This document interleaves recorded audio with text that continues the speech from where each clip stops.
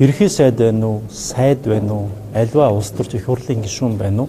Хэрвээ орлого нь нотлогдохгүй янз зөв ус байх юм бол тэрийг өөрөө тайлбарлах үүрэгтэй. Тэрийг нь зөх газар алдаа тэмцэх газар ч юм уу шалгаад нотлох үүрэгтэй. Хэрвээ тэр нь ингээд үнэхээр нотлох чадахгүй болохгүй байгаад өөрөө зөвшөөрөх юм бол эсвэл болохгүй нотлогдох юм бол хариуцлагын нь ойлгомжтой шүү дээ. Тэгээ энэ дээр бол одоо өөрөө тайлбар хийгээгүй багш. Тэгээ шалгаж байгаа газар шалгаж байгаа байлгүй. Тэгээ энэ дээр яаран ингээд дүгнэлтэх нь утгагүй гэж бодож байна. Хэрвээ дараагийн үед бол улс төр явж байна гэдэг байрсаа. За мэдээж л цаана улс төрийн байгаа л. Гэхдээ бол нэгэнд иргэд ингээд хүсээд одоо жагсаалж болж байгаа шүү дээ.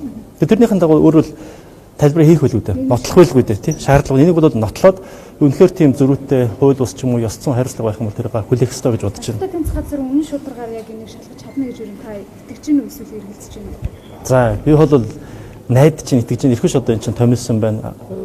Хуулийнхаа чиг үүргийн дагуу хүлээсэн үүргэнч байна. За тэгээд ингээд одоо бид бүгдээрээ итгэх ёстой шүү дээ. А зөв хүн намын хувьд бол хамтарсан цагт орсон Монгол улсын тулгамдсан асуудлыг ялангуяа том асуудлуудаар том төслүүдэд явуулах ёстой гэдэг хатуу үнэмшилтэй байдаг. Бид нэр толхилцоо талцаад том байдгаа жижиг асуудлаа шийдэж чадахгүй хөлөөж илцээд 20-30 жил явцсан. Тэнийг шийдэхэд бол зайлшгүй бид монголчууд хамтрах ёстой, том асуудлаа шийдэх ёстой, эдийн засгаа нэмэгдүүлэх ёстой, орлогоо, иргэдийн орлогыг өсгөх ёстой. А тэр зарчим аваар ажиллаж байгаа. Зүгээр саяхан шиг тийм ёс зүйн асуудал бол тусдаа асуудал шүү. Тэрийг бол өөрөө нотлоод хэрвээ асуудал байвал хариуцлага хүлээх ёстой.